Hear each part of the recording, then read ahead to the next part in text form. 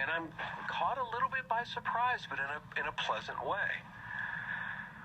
The New York Times complaining about Scott Pruitt. Here's their headline, quote, Trump picks Scott Pruitt, climate change denialist, climate change denialist, to lead the EPA. And then here's what the report says, quote, Donald Trump has selected Scott Pruitt, the Oklahoma Attorney General, to run the Environmental Protection Agency, signaling Mr. Trump's determination to dismantle President Obama's effort to counter climate change and much of the EPA itself. Mr. Pruitt has been a key architect of the legal battle against Mr. Obama's climate change policies. Trump has criticized the established science of human-caused global warming as a hoax. Let me stop right there for a second, okay? This is the New York Times in their hard news section editorializing by saying that they don't just say that Donald Trump has criticized the claims or the beliefs of man-caused global warming. The New York Times reports he's criticized the, quote, established science of human-caused global warming. No, it is not established science.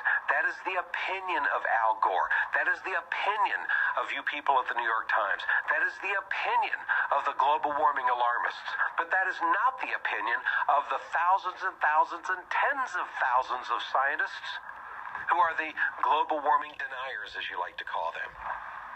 It is not their opinion. So this is the kind of bias I talk about, folks. I don't mind the New York Times in their editorial page having somebody write an op-ed, an editorial to say, hey, in my opinion, this is established science. But when the New York Times reports this as hard news, factual news, that Donald Trump doesn't agree with the, quote, established science, that's just flat-out bias, folks. Anyway, they go on to trash Scott Pruitt, saying, you know, how could Donald Trump name him to head the EPA of all things? The New York Times goes on to say, quote, a meeting on Monday between the president-elect and former Vice President Al Gore may have given environmental activists a glimmer of hope that Mr. Trump was moderating his campaign stance. But with the choice of Mr. Pruitt, that hope will have faded. Ken Cook, head of the Environmental Working Group. This is a Washington-based environmentalist group. They don't like this decision. Ken Cook said, quote, it's a safe assumption that Pruitt could be the most hostile EPA administrator toward clean air and safe drinking water in history. All right, folks, here's the same kind of dishonesty tactic. A claim that if you don't agree with the whole global warming scare, then you must not believe in clean water and clean air. Do you see how dishonest that is? What do you got? I got news for you. Republicans support clean water. Republicans support clean air. Quit lying about us.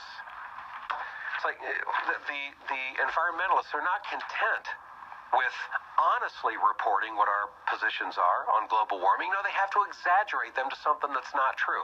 Why, you don't want clean water and clean air? Come on, so dishonest. All right, we'll wind down the rest of the news hour next here on the Bob Duco Show.